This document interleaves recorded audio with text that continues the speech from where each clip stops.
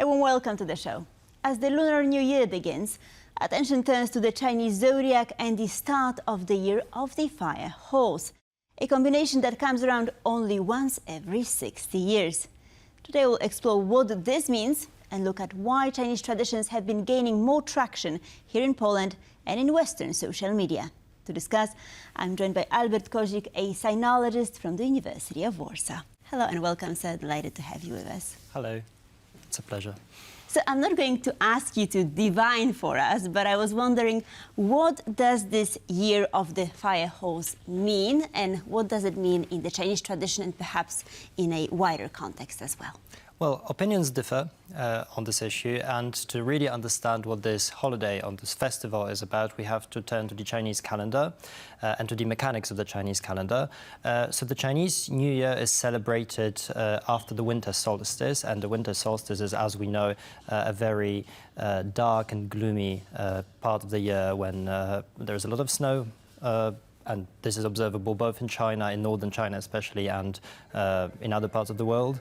When people are tired, when there is no sunlight and everyone is waiting just for the days to become longer. This happens with the winter solstice. And then after the winter solstice, we look at the moon and we are counting the new moons, and the second or the third new moon after the winter solstice will be the Chinese New Year. So this is really for the Chinese people the beginning of spring and the beginning of the new year, in the sense that everything is thriving, everything is regenerating. So this is a holiday that brings new life with the beginning of spring.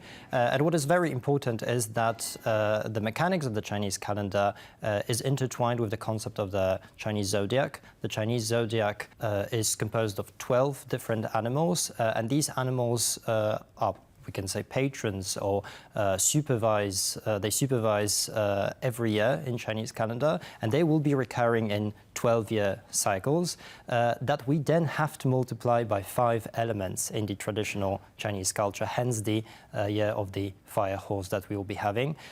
And probably it'll be quite difficult to guess what this year will be like. But again, opinions differ. Some people say that this will be a good year because of the energy of the horse. Some people would say that it will be quite an unpredictable year because of that. So I think we shall see for ourselves. And how serious are the Chinese about the Zodiac? They are quite serious in the sense that there are a lot of beliefs, we would consider them probably superstitions, but beliefs that Chinese people uphold when it comes to which years are can bring prosperity or wealth or not. And in fact, usually the most prosperous year out of this 12 animal cycle is the year of the dragon. So the horse is usually considered not a very prosperous year, but we will see what the future brings. This is mirrored in the demographics. That is correct. That is correct. In general, in China, most people are born every year of the dragon. So the year of the dragon is the most populous one when it comes to the new children being born in China. Not so much for other years, but I suppose with the current demographic problems that China is facing, the Chinese government is hoping that Chinese people will also, increase the demographics in the coming year of the horse. China is becoming more popular here in Poland. I wanted to ask you about a phenomenon called Chinamaxxing. It's in social media. Could you perhaps unpack this for us? Yes, this is quite an interesting phenomenon because everyone who has some access to social media, especially Instagram and TikTok, has observed that there are people posting in Poland too, but mostly in English-speaking countries, in the US or in the UK, that they are in the Chinese era, or then they are Chinamaxxing, which is a word composed based on another phenomenon called Luxmaxxing, that focused on appearance and was about curating one's own appearance. So it would implicate that people are sort of trying to become Chinese, or at least are borrowing some elements from Chinese culture and incorporating them into their daily lives. This is observable on social media, mostly when it comes to things like drinking hot water, which is a common thing in China, and people claim that they are Chinamaxxing, or they're becoming Chinese, or they're in their Chinese era by drinking hot water that is supposed to bring some advantages or good things to one's health. That's one thing. People are wearing slippers in their homes, which is something that we do in Poland too. So this is not something new for us. But in some other cultures, in the US, for example, this is a new phenomenon.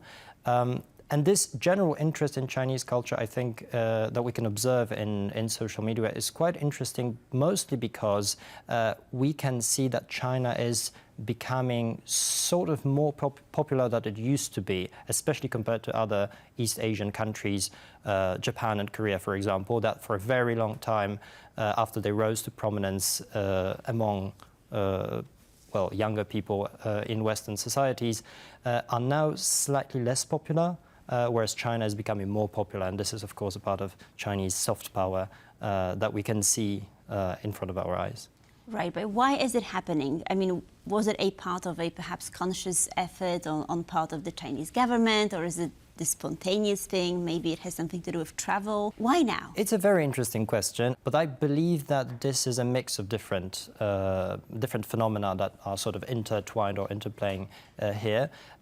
First of all, I think that the popularity of Korean culture is slowly diminishing, I would say. So the first wave of K-pop, for example, of K-dramas, although they're still very popular, are probably not as popular as they used to be. China always had a problem with its soft power because it couldn't really get across to people in the West, especially to younger people. Japan and Korea seemed more attractive and certainly more enticing to Western audiences. China always had problems with that, but over the past few years in social media, maybe because of the popularity of TikTok as a medium, but I think that the very popularity of some of the videos that are reposted by people from one application to another can contribute to that. Another factor would be people who live in the West and they are of Chinese descent. Very often speak the language of the country they were born in, if they were born in the West, but they also speak Chinese. So there are some sort of bridges between the Chinese culture and the European cultures, Western cultures in general. And they are doing a great job educating Western audiences on Chinese culture. So this is where people usually look for knowledge, social media, when it comes to other cultures, and this is why they are, I think, becoming more interested in China. I would not think that this is some sort of conscious propaganda effort on part of the Chinese state. Of course, there is a lot of promotion going on there as well, but I think this may be a more spontaneous phenomenon that is filling the gap after probably this diminishing interest of in Japanese and Korean cultures. We'll see what happens with TikTok, right, as the app is currently facing some That's problems here in the EU because of its addictive design. This is how it was labeled. But I wanted to turn to Poland and, Chinese population here in Poland, perhaps also Poles living in China. Could you tell us more about, how many people of Chinese descent live in Poland, what brought them here? What's the story here? We don't have really exact data for that.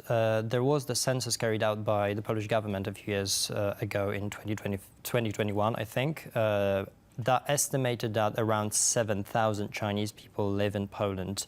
But that's a number that might have changed over the past few years, mostly because some of the people emigrated back to China. This is something that is happening across the Western world in general, because China has been developing very fast in recent years. Many people go back to China, so it is possible that this number is actually smaller right now. But on the other hand, I think there are more Chinese people who come to Poland to study, for example, or to do business. So these numbers do not include students. They do not include people who are here on business visas. So I suppose that this number is growing bigger and bigger each year. And because of that, there is a vibrant community of Chinese people in Poland, and it's growing bigger, I think, every year. Of course, particular people are changing there because they're going back to China, new people are coming, but you can see in most Polish cities that there are more and more Chinese restaurants, that there are places to celebrate Chinese holidays, that people do gather to celebrate them. And there is an increased interest, I would say, in Chinese New Year as an event. And is it reflected also in academia? You're a sinologist based at the University of Warsaw. I was wondering, do you have more students every year? Well, we can't complain when it comes to the number of students who want to enroll in our program. That is true. I think some other universities are also opening Chinese studies and have been opening Chinese studies in recent years. This is quite interesting in Poland because in many other countries in Europe, the interest in Chinese studies is again diminishing, I would say. So there are fewer and fewer people that would want to study Chinese as a foreign language. This is in part a result of the tense relationship between the EU and China, but we don't really observe this trend in Poland. So it seems like Polish people are actually interested in Chinese culture, and if anything, they are more and more interested in Chinese culture. Chinese is quite a difficult language, so how do Poles fare when it comes to learning Chinese? They fare very well. I would say our students do put a lot of effort, of course, into studying this language, and it is a demanding language, and our Chinese course is demanding. We are one of the few universities in Poland that teach both traditional and simplified characters, because there are two different ways to write the Chinese language. And the characters, the Chinese characters, because it's not a language that has an alphabet, unlike Western languages, is usually the biggest problem. So it takes a lot of years to memorize all the characters that are needed to read fluently. Assume that this is between 5,000 to 7,000 characters, so it is a lot of hard work. But after a few years of studying the Chinese language at the University of Warsaw, our students can communicate in Chinese. Some of them become fluent, so they're doing a very good job. That is actually very impressive. But you're not only a sinologist, you're also an art historian. And I wanted to ask you about art, Chinese art in Poland. Is it becoming more popular? What kind of art is China exporting, one could say? This is a very interesting topic, mostly because what we would usually want to see if we go to a Chinese museum or we see an exhibition of Chinese art as people from the West is Chinese calligraphy and Chinese painting or porcelain. This is the things that we would normally want to see. Whereas for Chinese people, when it comes to art history, what is most interesting is bronze vessels from the Shang and Zhou dynasties, so from antiquity. This is between the 12th century to the 3rd century BCE. So something that we're not really interested in because we don't really want to look at vessels or pots. But for Chinese people, this is quite important because it vouches for the duration of the civilization.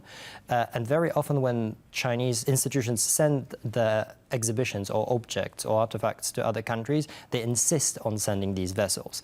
And there was a very exhibition of Chinese art in Warsaw a decade ago, probably, that attracted a great attention. But I know that the curators of this exhibition had to negotiate with the Chinese site to bring more objects that Westerners would be interested in. That's one thing. Another thing is that there is some interest in Polish art in China, because Poland did also a very big exhibition of Polish art in China. So I would say this interest is growing, and maybe in the future we will have a proper gallery of Chinese art, for example, in the National Museum of Warsaw. That would be amazing. But what kind of Polish art? So the exhibition that was organized in Beijing a few years back was the sort of general exhibition of Polish art, just to show Chinese people what Poland is all about. And as far as I know, it attracted a great attention. Polish painting was especially something that Chinese people were interested in, and Polish historical painting. I would say for Chinese people, what is very fascinating about Poland is the unique history. It is a European country, but it's a European country with a history unlike any other European country. So that's double exotic, I would say, to them. Albert Kozik, thank you so much for joining us and for telling us more about China. Much appreciated. And thank you for watching Pulse of Culture. Please stay tuned for more here on TVP World.